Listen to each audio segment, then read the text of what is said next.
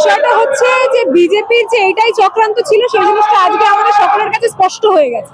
আজকে আপনারা দেখতে পাচ্ছেন যে এত জমায়েত, আজকে নেত্রীর এক ডাকে যে এখানে এত ভিড় উপস্থিত হয়েছে, সেই প্রত্যেকটা ব্যক্তি কিন্তু লড়াইটা তাদের নিজেদের জন্য লড়ছে না। এখানে প্রত্যেকটা ব্যক্তি লড়াইটা লড়ছে এই মাটির জন্য, মা এই ভাষাটার জন্য, বাংলা এই ভাষাটার জন্য, বাংলা এই মাটিটার জন্য। এবং আমি বরাবরই একটা কথা বলি, যখন মায়ের উপর আঘাত পড়ে, যখন মাটির উপর আঘাত পড়ে, তখন কিন্তু প্রতিবাদে এই প্রত্যেকটা মানুষরাই এসে দাঁড়ায়।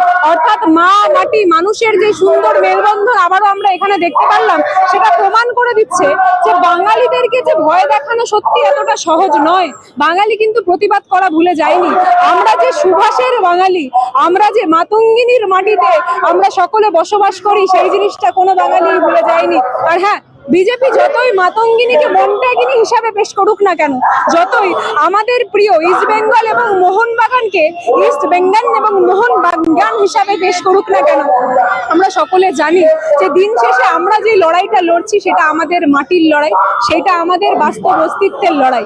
সেই বিজেপি অর্থাৎ ব্রিটিশদের অন্যতম দালাল, এই জিনিসটা বলেই তাদেরকে সম্বর্ধনা করতে ভালোবাসি, তাদেরকে অ্যাড্রেস করতে ভালোবাসি।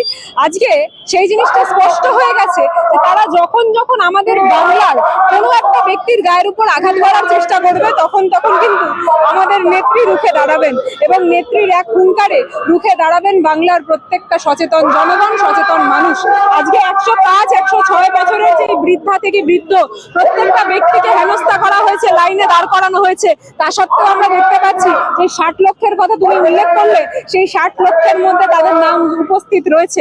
আজকে আমরা দেখতে পাচ্ছি যে গোবিন্দ দা থেকে শুরু করে যে কোনো ধর্মের ব্যক্তি আজকে তারা সুসাইড করতে বাধ্য হচ্ছেন। কেন বাধ্য হচ্ছেন?